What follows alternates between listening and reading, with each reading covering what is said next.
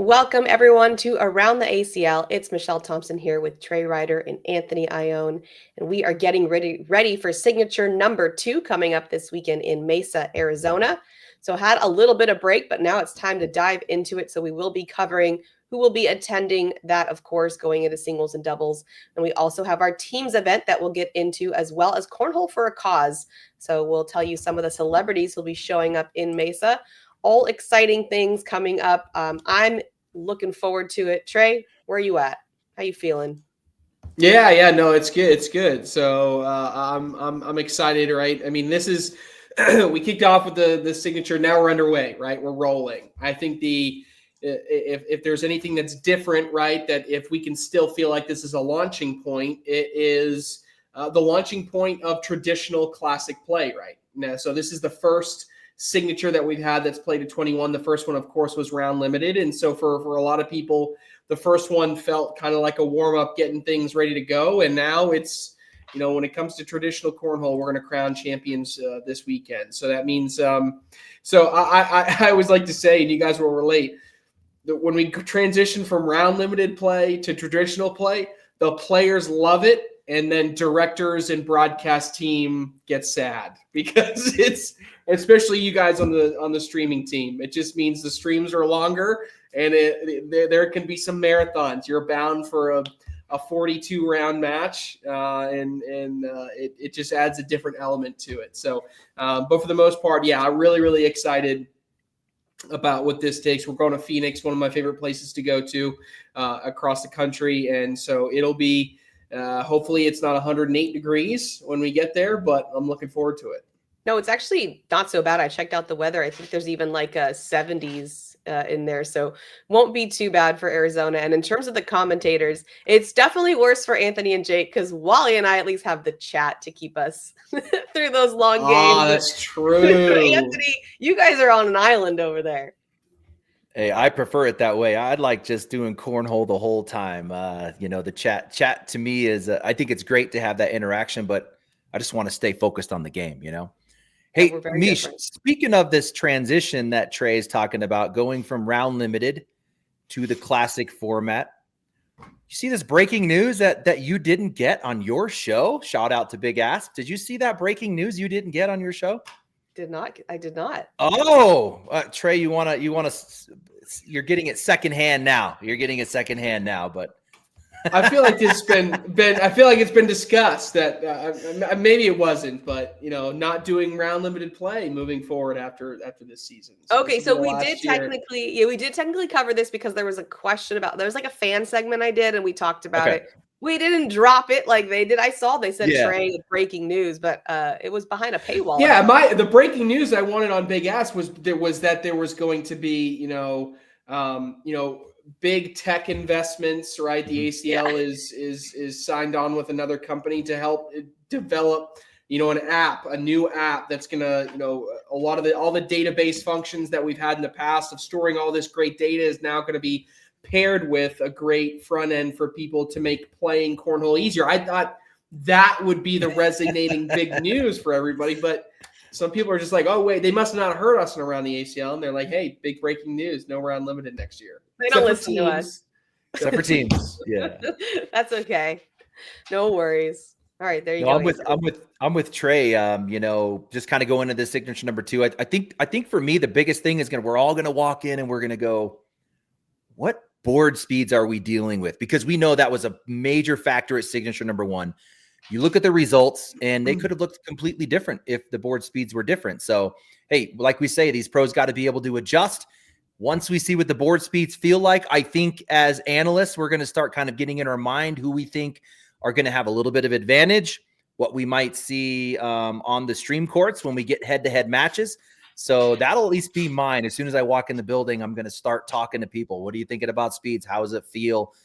And really working your way around the room, because we see you could have something completely different like we did on the live stream last time, kind of under some air vent or something versus maybe buried in some corner. So I think board speeds are going to really dictate what the signature number 2 looks like. Yeah, you're absolutely right. In fact, we should probably cover that in the pregame show so we kind of set the tone once we get in the building and figure out where we're at. But outside of the live stream, we have our Cornhole for a Cause, and that is going to be our celebrity series. And we'll let you know who those teams are. So we got Brian Urlacher from the NFL with Jacob Trzynski, Kalia Copper from the WNBA with Lexi Hugeback, Satu Sabali from WNBA with Chris Roybal, Sadell Curry-Lee, who's an influencer with Ty Lopez, Damian Lee from the NBA with Jay Rubin, Brandon Armstrong, an influencer with Gina Ramirez, Burke Floyd, an actor with Zach Scheibner, and Sydney Faulkner, an influencer with Dean Norton. Trey, what can you tell us about this series? Yeah, so obviously in the past we've called this Super Hole. We've gotten some feedback that the name Super Hole sometimes isn't as fun as we want it to be. So Cornhole for a Cause, another charity component here. Look, I mean, we look at the rosters. Obviously, headliner here is Brian Urlacher, NFL Hall of Famer, played with Jacob Trzynski. We tried to get cutoff jerseys made for him, but I couldn't get it done in time. So that was the request from Trzynski. But I think that's going to be the headliner team. It's going to be fun to watch. Brian Urlacher, obviously one of the all-time greats when you talk about middle linebackers in football. In particular, I was really excited to see and excited to get Lexi Hugeback into this particular opportunity because, obviously she's played collegiate basketball. We talked about that as being one of her big backgrounds for a number of different years. And so for her to be paired alongside a WNBA player is really cool. And this also has kind of a Phoenix flair to it, right? You have two Phoenix Suns. You have two Phoenix Mercury. Brian Urlacher, although, known for being a Bear, was a Cardinal for a short period of time towards the end of his career. And so then you also have some influencers based, Steph Curry's sister, obviously is on this list. So a really cool feel for when it comes to the basketball, football, even the influencer category. There's a lot of cool different flavors here. And it's, we're going to do this here, and then we're going to do another celebrity event at the Richmond Signature, which is going to have another theme to it, which we'll be excited to talk about a little bit later time. But for this one, always cool to kind of get and be able to showcase the pro players and their skills alongside these celebrities who we'll know will have a great time. So it'll be fun. Oh yeah, always interesting to see how these athletes and actors and influencers can throw, because they're always surprised at how far apart the boards are. It's always the big thing. Yes. All right, let's get into our doubles. We're going to start there. And Anthony, I'm going to kick it off with you. Tell us who you're looking at, big picture thoughts about our doubles for signature number 2. Yeah, going into signature number 2, obviously we talked about expectations of the board speeds and how that would influence. I was kind of looking at it as a big picture and what we saw coming in at signature number 1. If I look at some of the top teams and how that played out, like an Austin Kipple and a Logan Dupler, I expect them to fall in the ranks. I think we saw a ceiling performance from Kipple that isn't sustainable, time over time. Impressed at what he did. I was able to call his match on the broadcast court, but for him to be able to contain that level, I don't see that happening. And then Dupler, of course, is going to be cooking on the other side. So I expect them to fall a little bit in the ranks. At a first glance, I would kind of think something similar with a Gabe Clausen and a Hayden Gonzalez to fall from the number 5 spot. But we can't forget, when I look at what they did in the Open Series and what they did at the last one, these boys placed 3rd in bracket or better at 4 total ACL events. So it's like, you can't just forget that. That's showing consistency over time. They won their bracket at Open number 7, made it to the finals against Graham and Trzynski, and that one was tied at 16 going into round 28. So they're demonstrating the ability to go deep, compete with some of the best, and it's really Hayden Gonzalez that I'm impressed with the most in that doubles team, because we already know Clausen is him, but Hayden Gonzalez holding down his side of the board, and that doubles team together, I'm not sure what to think. I don't want to kind of come out and say they're going to fall in ranks right now when we all would think that, because they have been demonstrating consistency. I think all these doubles teams had amazing performances at signature number 1, but I see them also falling as we get through signature number 2. Jordan Power and Cheyenne Bubenheim at number 5. That's going to be tough for them to hang. Really coming out well in the opens and signature number 1, but a hold number 5 is going to be tough. Ethan Walker and Cody Henderson also sitting at number 5. I see them falling, but maybe not far. I was able to call one of their matches on the broadcast with Jake. Cody fell apart, and it could have been the board speeds. He's using the slick side of his bag. Ethan Walker was carrying that match. And I keep going back to Cody Henderson's decision to use the slick side of his bag. It's really hard for me to see that when we know we've got a veteran, an OG in this game that was really good at clogging up the hole, creating traffic, coming behind it with an amazing airmail and the ability to push through bags. We saw him do that for many years with Adam Hissner. Now going to the slick side of his bag is just so different. So that one's kind of holding me up a little bit. I think they fall. Ian Cripps and Jimmy Humans at number 9, they're going to fall. Hunter Thorne and Hunter Thornson, a good run so far, but holding number 9 for them. I kind of also expect them to fall a little bit. And then on the contrary, some of those teams maybe positioned less than expected after signature number 1. I see them making moves as we work our way through signature 2. Quinn Reeves and Austin Waskow were number 8 coming into signature number 1, came out at 16.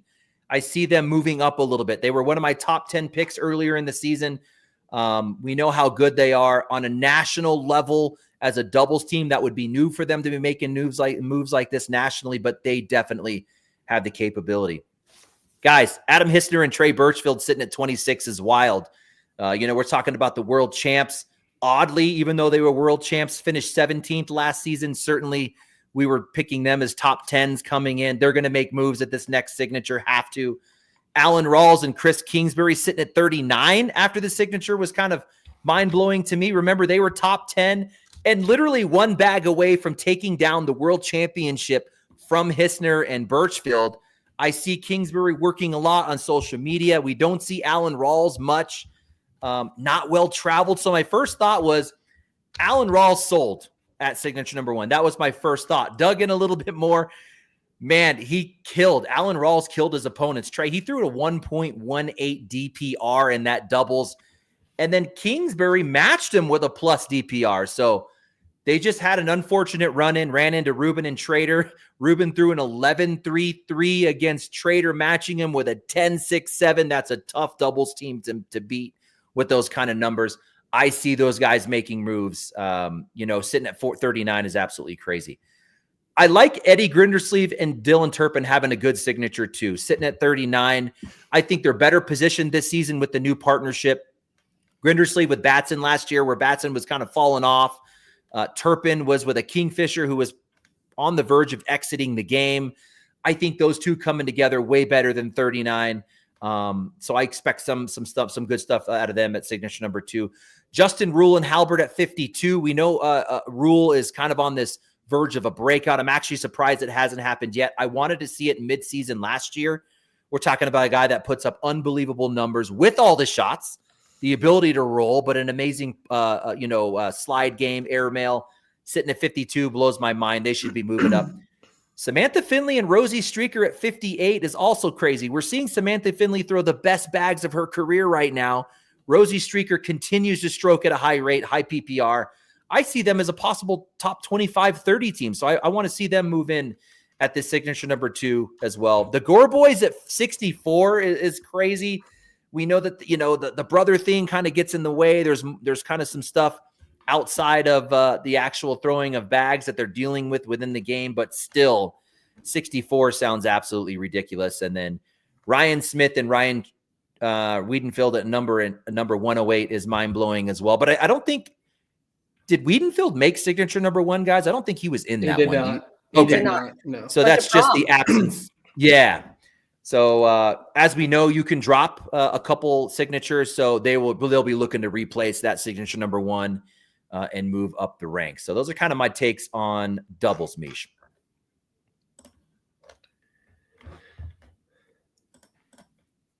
Sorry, muted there. I had a good conversation with the Gore boys, and especially Jackson, actually.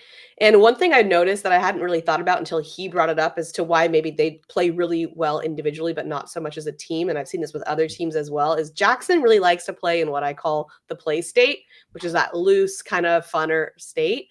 And then Jack likes to play in the zone, the flow state. And so that's a very serious, not really paying attention to anything else, just zoned in.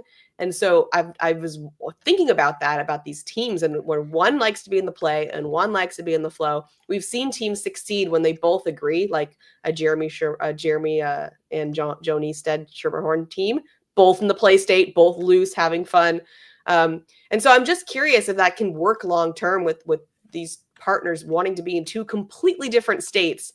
They both work, but they're both very different in how you approach the game. So I think that's kind of why we see what we see with the Gores from my opinion. Is there a such thing as too much of a play state? Like what we see out of Schermerhorn and Neisted? Is there a such thing? Okay, well, here's the key, though, is the play state still has to be focused, right? So the play state is still like what I would consider to be partly in the flow state because you're still connected to the game. It's pure presence, right? And so what I find is sometimes when people are in the play state, it's initiated maybe by some some fun substances.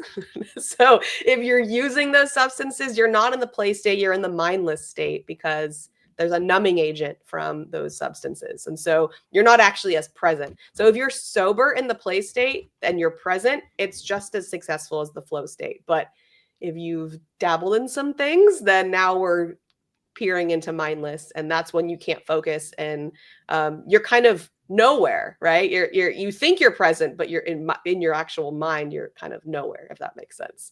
I don't know if that answers your question. Yeah. No, yeah. All right, Trey, we're turning it over to you. Talk to us about doubles.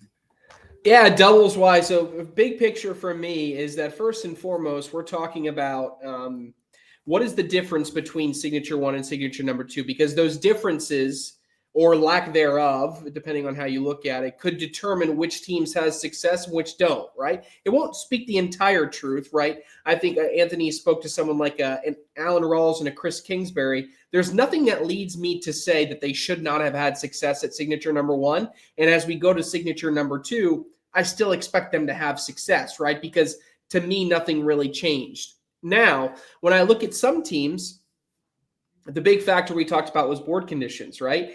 And when I look forward to and if I'm trying to predict what I'm seeing at signature number two, there is nothing that tells me that these boards are going to be significantly slower than what we saw in Florida. We're going from a very humid climate that happened to have really good air conditioning as far as how it, the distribution of humidity, if you will, was set up. Now we're transitioning to a very, very dry climate. Now, again, we're indoors, so things are going to be regulated. But as I keep in mind, historically, when we go places like Las Vegas and Arizona, you are going to see naturally faster boards because of the lack of humidity that is out there.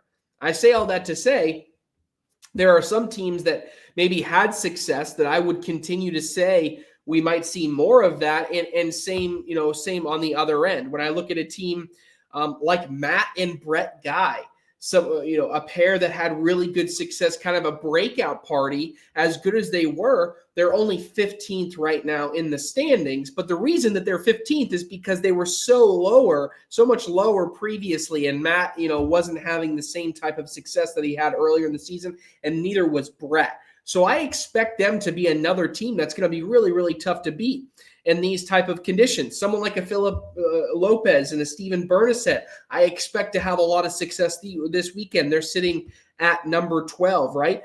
Mark Richards and Tony Smith obviously are going to have success anywhere you put it. But I look through some of these of people that I would continue to expect them to do well. On the very other far end, if I'm talking about people that maybe Anthony did not bring up, some interesting names. Matthew Sorrells and Eric Davis are currently sitting at number 94 in the country, okay? That is really surprising as we came out of the first signature, okay? Because coming out of the first national last season, they won the entire thing because they won shootout doubles at the first event. So we just came out of the first signature, okay? That was, again, the first of the year in the state of Florida in a round limited format. I expected them to be near to the top of the rankings. However, because we had some differences in board conditions, is that why they fell behind? Well, if that's why they fell behind and it is because of the board conditions, I'm even more worried about Sorrells and Davis as we go into this second opportunity, okay?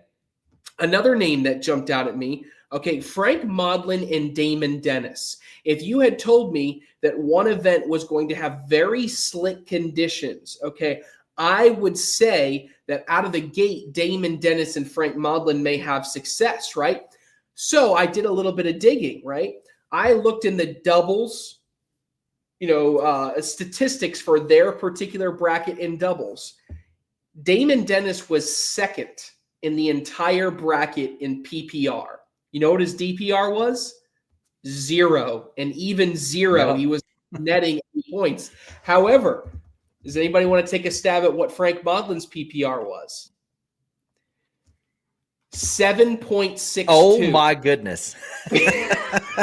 7. What is going on?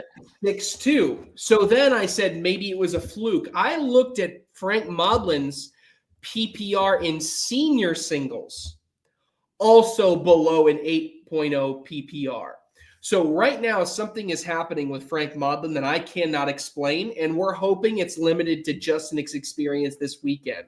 If Frank Mlin can get back to any semblance of who he usually is, then I think Damon Dennis and Frank Mlin could actually be a tough team to beat when it comes to faster conditions based on their play style. But they absolutely have to flip that switch, because that is, for lack of a better way to put it, it's borderline shocking to see that type of statistical performance. As I look back through some of these, and look towards getting close to the top, another team I'm looking out for, Chad Hunt and Tommy Sliker. We kept looking at the bracket, and Tommy Sliker just kept beating people at the first signature of the season. And him and Chad Hunt tend to play very well together.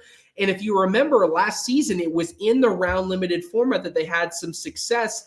This time at this first signature, they did not. But they sit at 42 right now. That's a team I very much have my eye on. I echo your Rawls and Kingsbury. I have no idea what's going on there. There's no reason that Rawls and Kingsbury shouldn't be there towards the end. And if anything, the one thing we know about playing Rawls and Kingsbury is that nobody in the pro division on the Pro Tour wants to play Rawls and Kingsbury in classic format cornhole, because they know it's going to be 40 minutes. It's just going to be a long grind. And at least in the round limited format, you don't have to deal with that. So I think there's an added level of mindset advantage that we're going to see from someone similar to that.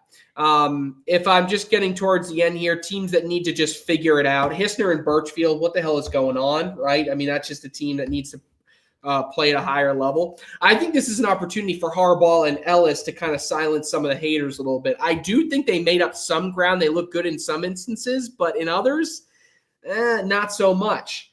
I went and started going back through the statistics, right, and looking at Jeremiah Ellis. I look at Jeremiah Ellis' statistics and compare them to this exact same point last year. Not a difference. In doubles, he's throwing a mid-10 PPR, having some success on the DPR level. He's looking like he doesn't look like he's missed much, right? There's been some situational times when Ellis over the past few events hasn't been as crisp, but at least structurally, technique-wise, he looks really, really good. Harbaugh is the one I want to continue to see build some confidence back. Obviously, he kind of took a step back. We saw some technique change. That's something I'm a little bit worried about as we get into the core part of the signature season. But if Harbaugh can continue to gain some of that momentum back and some of that confidence back, this is a team that could be really, really sneaky as we go through the rest of the season. Last comment from me, really slick conditions. If it is really dry, I mean, I don't see anybody really posing. I don't see anybody being able to come out and dominate against Jordan Power and Cheyenne Bubenheim. I believe it was you, Michelle, that came out with a hot take that they would either win this or win something or come really close to winning it, because stylistically, they're going to be really tough to beat. And now that Jordan Power is playing lights out right now over the past few events and Cheyenne is getting there, this is a team that we could be talking about right there in the finals of this event. That was the hot take. I said they'd make it to TV. So I obviously agree. All right. We have our teams event. I'm not going to sit here and read off all of these for you guys to listen to, but I'll let you start, Trey, by just taking us through whichever ones you want to talk about here. We'll start with the burn versus the high rollers. So we're obviously in Arizona, so that is going to be their territory there. So we have our singles, doubles, tandem, and crew. And we get the lineup here. So Trey, let us know what you think there. Yeah, first, I just want to take a little bit of a high-level overview of where we at teams-wise as far as the records and go. So both teams are in the National West. Right now, the Burn have the second best record in the entire league at 15-5, 75% win percentage from them. The Slingers are second in that division. The Cali Slingers at 14-11. So they're 3.5 games back. The High Rollers sitting just above 500 at 8-7. They're 4.5 games back from the Burn. So this is an opportunity for them.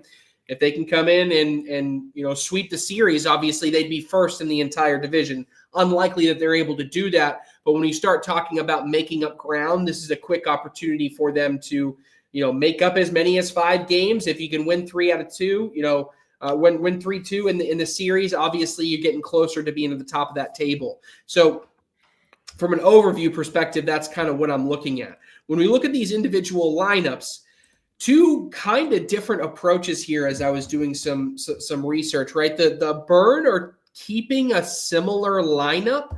The High Rollers are introducing some variability in their lineup that they haven't done thus far this season. Tanner Halbert going to be playing singles for the first time. I even tried to look up his statistics within the team's event. He didn't have any stats, which means he didn't play any singles and he didn't play any doubles.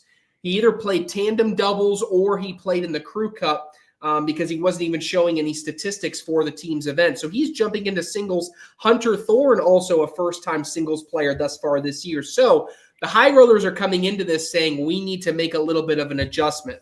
On the other end, the Burn are keeping pretty chalk when it comes to what they're putting forward. Derek Holland, Zach Aiken, 2 really, really good powerhouses in singles about to go head-to-head. If I'm going to draw attention to any one particular match, though, we have a 3-0 versus a 4-0 as far as teams matchup goes, okay? Landon Crabtree and Corey Morrison and Chris Royable versus Eric Zockline and Jordan Kamba. Between those 2 head-to-head matchups, nobody has lost a game thus far with those doubles teams, okay? They are playing in traditional doubles, but both showing incredible chemistry, throwing at a really high level, and so they have been a lot of the points winners. When you talk about the allocation of what they've done for the standings, nearly half the wins for the Las Vegas High Rollers have come from Zockline and Kamba. And when you look at Morrison and Roybal, almost a third of their entire wins, being the second best record in the team, have come from that matchup of Morrison versus Roybal. So that key doubles match, I think, is ultimately going to determine this matchup. All right, Anthony, what do you think? Look at the lineup there for the Burn versus the High Rollers. Yeah, the one that stood out the most to me was you look at a guy like Cody Henderson, and they've buried him in the Crew Cup. And I'm kind of looking at, the rest of the lineups, and, it's like, does it make sense for him to go in singles? And then you look at the doubles, and we know Cody Henderson is a very specific type of personality. You have to get with the right person. But a guy who's really strategic, obviously can still hang with some of the best players in the game right now. I would put him somewhere more strategic, maybe even a tandem doubles, but putting him in Crew Cup is kind of standing out the most to me as odd. But if you look at the matchups, right out of the gate, Arizona, maintaining that good record. Holland versus Halbert. I mean, Holland's really cooking right now. Tanner Halbert's always in the mix, but continues to show up in doubles. You'd almost have to give that matchup to the Arizona Burn. And then you got this young Aiken versus Hunter Thorne, who's also shooting really, really well. So you kind of look at the first 2, and I almost want to say the Burn get the singles right out of the gate. And then it's going to come down to these crowded doubles and tandems and Crew Cup on the difference. So I don't know. I think Burn comes out and wins this one. Well, one note there, you talked about Cody Henderson. Cody Henderson played the singles matches in their first 3 appearances, which accounts for all 3 series they've played so far. Cody Henderson 0-3 in singles. There's your answer. So they put him. They said you're going to go sit your ass in crew cup until you That's start when you putting get some moved to guys in. crew. You've been demoted, my man.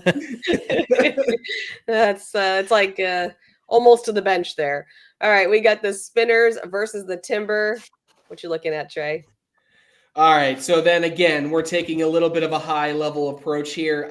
One team is from the National West, which we just talked about. The Timber in last place right now. This is a battle of two last-place teams within their division. This is an opportunity for them to hit the reset button because they need it. The Timber, I can maybe construct a way that they can kind of turn it around right now. 6-9. Again, you need to be one of the top two teams. Need to get up to the Slingers, who are 14-11. Talking about, really 3 games back, not the end of the world. It's doable. Oh, the Chicagoland Spinners, though, 1-14 as a total team record. They have only won one singular game, and that belongs to Mark Richards. But I can't even say it's been, Mark Richards trying to hold the team on his back, because it hasn't been. When you're 1-14, Mark Richards has played 3 singles matches. He's 1-2. Okay, you can't have the best player in the world, your captain, your leader, coming out in these games and going 1-2, right? It just can't happen, right? I from there's nothing really even to talk about from the Spinners, because any combination that they've done so far, they have not won a single game. The only one has come from Mark Richards. So as I look at this is a drastic difference. Dave Morse has not played any singles matches. We look at Gary Bearpaw. He played in a couple singles matches. That didn't work out. They've switched up the crew cup. They've switched up the tandem doubles. Statistically, for tandem doubles and crew cup, they are the worst statistical team in those 2 different formats. So not even are they not winning, they are getting bamboozled, okay, in those 2 different events. They got to figure something out. I wish I had the secret sauce that they could do. At least on the Timber, they've had a little bit of success with Ryan Trader. They're mixing things up by putting Jacob Foreman in there. But I really, I think the key is the Spinners have to find some level of success in the tandem and the crew formats. Yeah, Anthony, anything to add there? Yeah, I think Colorado had more to work with on singles options. You got Jay Rubin out there. You got Adam Hissner out there. If you look at the Spinners side, as a singles performer, not a lot to work with there. But I would like Colorado sticking Rubin or Hissner in there at the singles just to lock up that singles win against Moores. And instead, they're pushing them into the doubles with Reyes and Mayball. I mean, if you look at who they're playing against, they're going to be super close matches. I kind of like the idea of sticking them in singles better. And if I'm looking at that crew cup, I'm kind of jealous of Frank Verona. That would be a fun crew cup team to be a part of. Morellis, Juwan Smith, and Allison would be fun to be a crew cup member. And you got Verona, who's super quiet. He's probably just going to be kind of hanging with all the good times, but that would be a fun crew cup team to play with. I don't know. I feel like Frank's coming out of his shell a little more. Is he? Yeah, I think so. If anything's going to do it, it's crew cup, but that's crew cup's so tough. I mean, just personally, when I've played it, I can't get into a rhythm. I don't know. It's a tough game for sure. All right, let's move into singles. Anthony, we'll kick it off with you. Give us your thoughts. Yeah, I thought it would be fun to kind of look back to me and Trey's early season top 10s, just to compare it to what we're looking at coming into signature number 2. And this would have been after open number 3. So probably in that November time frame when we did these ranks, Trey. We both shared number 1. And again, this is us looking forward on where we think the season was going to go.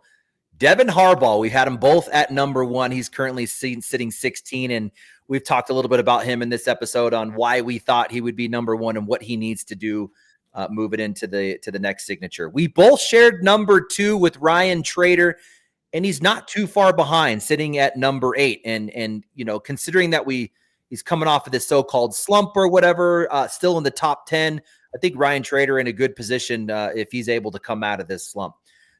Your number 6, my number 3, where you were dead on. Sammy Soto's currently 6. You had him at 6.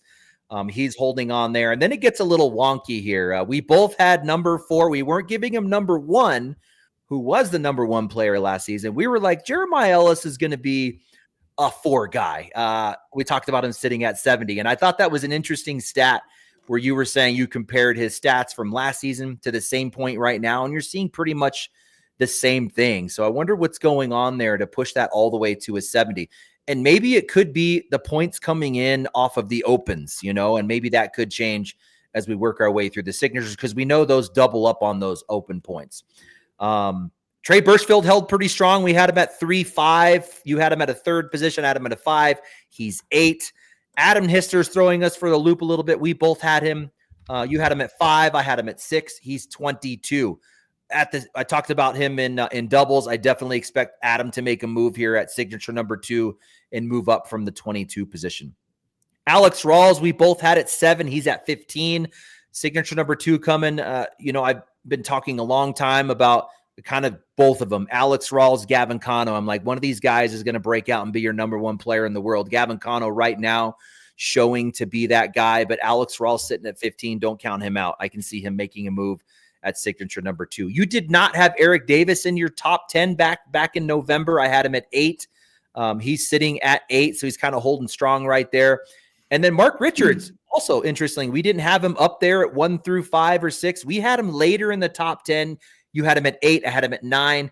He's kind of in that same ballpark at 13. But the way Mark Richards is throwing right now, the decision-making, the use of the airmail versus the roll, that decision-making, don't count on him being at 13 long. I think this guy makes a move, wins a bracket here at the next signature, and we see him on a linear broadcast moving well into top 10. Mark Richards is going to make a run. And then you kind of look ahead. This one's kind of weird. We both had Jacob Trzynski in our top 10. He's sitting at 46.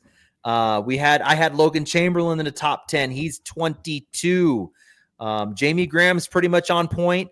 We had him at 10, 11, somewhere in that later. He's sitting at 7. Jamie Graham looking really, really good at signature number 1. If you looked at how he had to throw bags at signature number 1 with the fast speeds, I mean, the landing position, and this goes for a lot of these guys, Tony Smith, Jamie Graham, their landing spot was literally 2 inches in front of the board. So we saw a lot of bags kind of hit the front, get hung up, sit in the front of the dirt, and that worked against them a little bit. But still, obviously, Tony Smith breaking through, Jamie Graham coming up just short against Matt Guy. He's sitting at 7. Oddly, we didn't have Tony Smith in our top 10. We didn't have Matt Guy in our top 10. And both of those guys sitting at top 10, number 2 and number 3. And then you couldn't have guessed moves like Gabe Clausen, Austin Waskow sitting at 8, Zach Aiken sitting at 8. And then, of course, Jackson Gore breaking out. So that was just kind of a fun look back at what we thought we would see back in November versus what's happening today. And again, I think the speeds at signature number 1 really shuffled all of those ranks for us.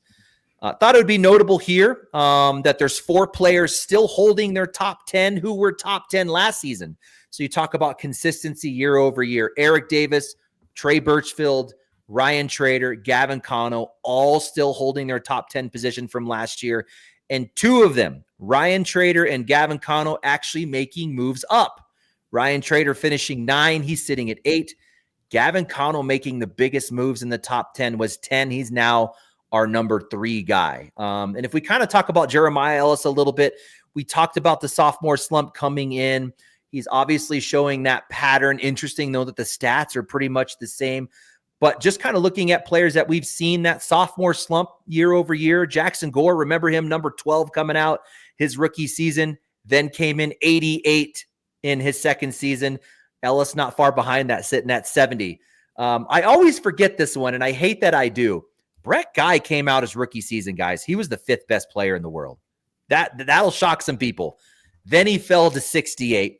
Noah Wooten was a top 3 guy, fell to 36. Bernasette was a 12, fell to 37. So we do see that pattern that Ellis has right now. Is there enough events left to overcome his current rank? I think so. He's going to be able to drop signature number 1, but he's got to make a move at this next one. Make a bracket final, win a bracket. Something of that sort. Just some further takes on signature number 2. Jay Rubin, I think, is going to continue to be a top guy. He's throwing the best bags I've ever seen him throw. Somehow his PPR goes up for a guy that was maxing out PPR. He's added a little bit of that roll bag. And of course, his airmail is insane, and I think a little bit better than it used to be. So Jay Rubin coming off of a retirement essentially. what were we going to see from him? We're seeing really good things. Watch out for Jay Rubin to possibly make a bracket final and win a bracket at signature number 2. I think Logan Dupler is going to make a move. Oddly finished 19th in his bracket at the last one. He lost to Jay Rubin. I think he's capable of what Gabe Clausen did.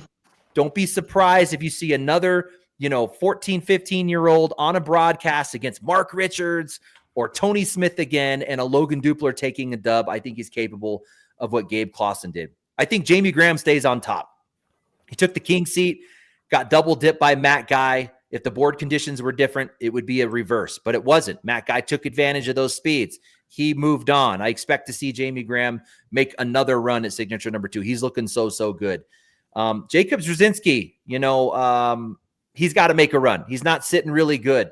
Took 24th in his bracket, losing to Hunter Thorson. It was probably the worst event that we've seen from him all season. Then he lost to Kyle Malone, who ended up taking 3rd in his bracket. Jacob Brzezinski is going to make a run. He's the kind of guy that would take that anger from his first performance and channel it, and he's going to come out and just kill at signature number 2. And then Justin Rule. I talked about him a little bit earlier. He's sitting at, he took 42nd in his bracket. Again, I think this is a top 10 caliber guy. For whatever reason, it could be fall into your category, Meesh, something maybe mental where you get deep and things just fall apart for you. But skill-wise, he has everything. To kind of close out my summary, I thought it would be fun to look back in December. All of us dropped these hot takes, like kind of long season hot takes. So I pulled them all out of the archives and just looking at them where we're at now. Trey, your hot take, again, back in December. Gavin Cano and Sammy Soto win Team of the Year. I think that's still possible. Obviously, we've got this freight train of Smith and Richards. Something's going to have to happen there. They're going to have to stop them, or they're going to have to derail, or hope they derail. But I think that hot take is still alive. Those two could definitely be Team of the Year. I gave a trash hot take, apparently. Devin Harbaugh wins at least 4 pro titles, right? At the time, he's paired up with Jeremiah Ellis, and we're going, he could win 2 or 3 in doubles with Ellis. Then he just needs 1, maybe 2 in singles. Yeah, not looking so good right now. But they could turn it around. Obviously, at signature number 2, and now is going to be the time. That hot take looks pretty bad. Meesh, your hot take is on point. The first time in history an under 18 wins number 1. Well, we have an under 18 currently sitting at number 1, takes down signature number 1. And check this out. We have 5 under 18s in the top 10 right now. Gore at 3, Soto at 6, Aiken at 8, Trader at 8. So that hot take is looking really, really money right now. Jake's hot take back then. Jackson Gore will be on the ballot for comeback player and MVP. Obviously, comeback player is in the mix, sitting where he's at in singles right now. MVP is not off the table, but he's going to have to pick it up a little bit. There's some other guys just killing right now. Wally's hot take, possibly just as trash as mine. Sarah Cassidy and Kaylee Hunter win a doubles or singles pro title. If we look at signature number 1, Hunter finished second to last in her bracket in singles. Cassidy finished 38th. It's probably going to have to happen in doubles, but that's going to be a tough one for Wally to come through. And the last one, my guy, Jeff McGarriger, certainly this hot take is always on the table. Jamie Graham will become a 3-time world champion. So I thought that was a good flashback as well as we go into signature 2. Awesome. I actually look a little smart there. All right, Trey. What you're looking at for singles? Yeah, also one, just a follow-up note on Jeremiah Ellis, right? If you look at statistically, Jeremiah Ellis is the best doubles player of all time in the history of keeping statistics, right? He has the highest PPR in career. Now, he's only been playing a year and a half. Okay, so his whole career. Okay, got it. Right. Across his entire career. But, again, you can make an argument, not enough rounds played, yada, yada, yada, right? So, but the one thing that's unique about Jeremiah Ellis, and this is unique to very, very few players, and he is one of them, Jeremiah Ellis's doubles PPR is almost 0.2 higher than his singles PPR. It is almost always the opposite when you look at players. That players tend to excel more in the singles, whereas Devin Harbaugh's season PPR is almost at a 9.7, significantly lower than his singles, right? So when we start talking about why things might not be working, you have a little bit of a mix and match here. One more thing that I wanted to bring up, I feel like I talked about board conditions nonstop on this one. I'm just going to continue to lean into it. The other thing that you have to keep in mind is that the board conditions that we were talking about were limited to the live stream court. We may have fast board conditions across the entire venue. So when you start thinking about players that may have had success, but then got to the live stream court and did not have success, those are the ones I would be actually a little bit worried about. Can Jacob Trzynski, as someone that didn't have that success on the live stream court, can he stay focused for an entire tournament and be able to do that, right? Whereas someone that maybe was fine and then got to the live stream court, played even better. Again, I go back to someone like a Matt Guy that I thought played incredibly well under those bright lights. But another one that leads into my hot take, but I'm going to hold it until I'm ready for my hot take and give you some statistics there. As we go down the list, again, does Gary Bearpaw have a deep run in singles? This is somebody that puts a lot of bags in the hole. Gary Bearpaw is second in the entire league in PPR, only behind Matt Guy. So when you talk about getting in a position where bag running is going to be king, that's obviously someone that we look out for. And then the big question mark for me is, can Riker Wells do it again? Right? He was just as surprised as everybody else was, it seemed like, but has put himself in a really, really strong position. The thing that hurt him is that when you come out the first signature and you do as well as you do, you hope you get rewarded with a number 1, number 2 seed in the bracket. Not the case here, because his open finishes were so poor, he only jumps up to the number 31 spot. So the path does not get any easier for Riker Wells. Be interesting if he can be able to accomplish it. I think it's going to be a tough task, though. Yeah, definitely. I mean, the from a mental perspective, if somebody is shocked they made it, that's a huge red flag for me. like if I was coaching Riker, I'd be like, the first thing we got to work on is expectations. Let's expect to win. Let's expect to be at the finals, even when evidence tells us otherwise. Right? That's the believing in yourself before the reality catches up to it. They say every Olympian sees themselves as an Olympian before, or as a gold medalist before they become one. So little concerning there on the mental piece, especially for a classic format instead of round limited. All right, Trey, you kind of teased your hot take, so let's hear it.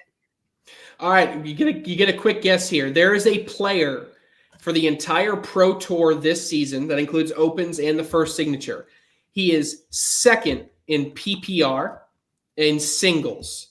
He is second in the entire league in 4-bagger percentage in singles.